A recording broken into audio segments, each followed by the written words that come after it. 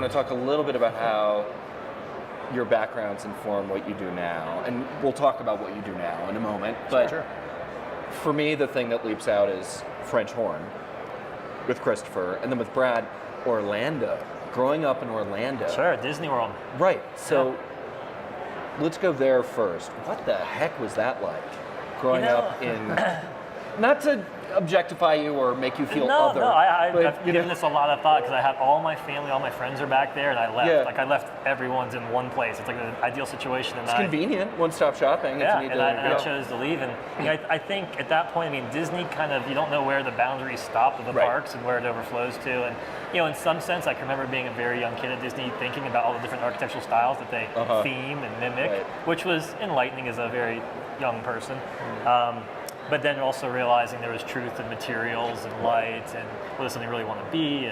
And you know, I still go back and visit and kind of enjoy the visit, but you know, I felt like Denver was a much more real town and almost styleless. I mean, it's kind of just naturally evolved with its typologies, and it seemed like a great place to, you know, Denver Bullish seemed like a great place to actually try things out. And a very different kind of urbanism too. Absolutely. Right? I mean, unbelievably different from the Orlando kind of drive everywhere.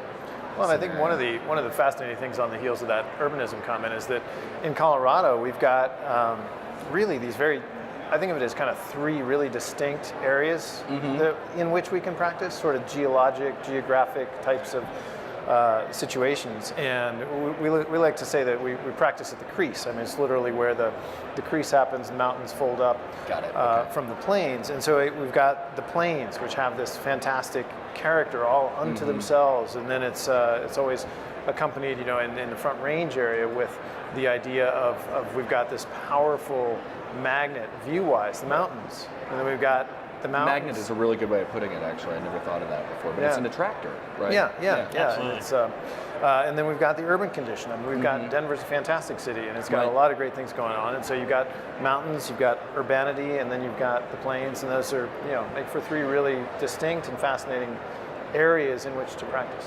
And do you think when you were a kid growing up in Colorado, was it only until you went to architecture school that you began to kind of understand your relationship to the place and its nuances? You know what I mean? Yeah. So absolutely, I think it was architecture school and that design education, which I just am such a fan of design education, but that put that into perspective for me. I remember at one point, I don't know if I was 10 or something, but we took a family trip, and I realized that I didn't know which way west was because they weren't there anymore, you know? Yeah, you're like, where are my mountains? Yeah. It's sort of like being in New York after 9/11. I know that's like a depressing analogy, but literally, I always navigated by the two Twin Towers. But so French horn, just a little bit on that. I mean, there's the architecture is frozen music thing, which we've all heard, the Goethe, famous Goethe thing. Right. But for you, it seems like almost more of an organic progression from playing to acoustics to space making, right? Yeah, absolutely. So how do acoustics affect, other than fighting over kind of who gets to play what music in the office, how do acoustics affect the way the two of you approach architecture now? I'm going to answer a different question because you prompted a different thought, but so I think that one of the things that's really fascinating for me about music is that it's at the same time, it's very technical and it's very poetic, and you have those two things woven together. And I think that's what I see as the common thread in the overlay with music and architecture. Right. You know, very poetic and very technical all at the same time, and that's what's fascinating about it to me. And they operate through time as well, all three, and space. Yeah. There's actually, you can do a lot of interesting analogies with the conductor versus the performer versus who writes the music, the composer. And, oh my God! So that whole other conversation, perhaps. But I need some of the newly legalized product of Colorado to really pursue that. But it's an architecture niche all by itself. Yeah, right, exactly. But so you have carved out since the firm was founded in the early 2000s, what, 2006? 2005. Okay. So you have carved out this amazing niche in Colorado.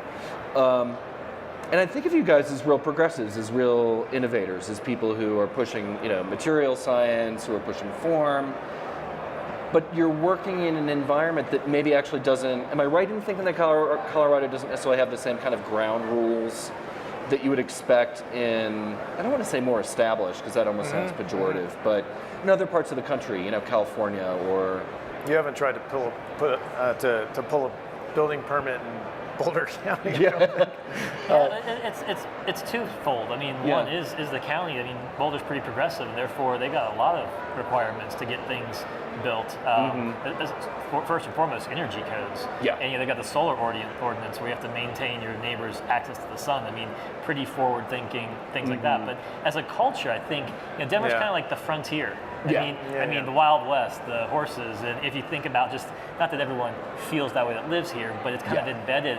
And so I think people are very open to new ideas. To new experimentation. things. Yeah. And I think it's really a very fertile place to be working right now. It's a right mentality, and it's but there's an overlay of regulation that is challenging that I think probably doesn't exist, in some places, maybe in the deep south or other, but I don't know. We haven't practiced there. And where does that come from? What's the nature of the regulation that's distinct here?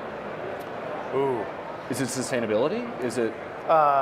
Some of it's sustainability. I think some of it is embedded in there's pockets in Colorado that are anti-development. Oh, And, right. That actually makes perfect sense. Somewhere else, but not here. Yeah. A little bit of NIMBYism. Yeah. There's a sort of, I don't know the degree to which there's a kind of building culture, architecture culture in Boulder and Denver. But I mean, so as kind of emerging practitioners with a kind of progressive mindset, do you feel like you're part of a local community, or?